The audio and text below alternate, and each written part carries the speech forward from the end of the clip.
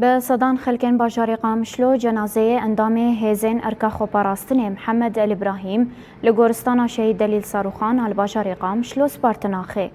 اندامین پیاده کنگراستار انجمن باجاری قامشلو دوست هوال و مالباتا شهید محمد الابراهیم لمراسم آماده بون بشتی دقیقه رزگرتن اندام انجمن مالبات شهیدان باجاری قامشلو عبید عبد آخوی و گوت شهید خودی فکر و رامان جسارت و لهنگیه نه جبو پراستنا گل و ولاتی خواه جانی خو فدا کرنه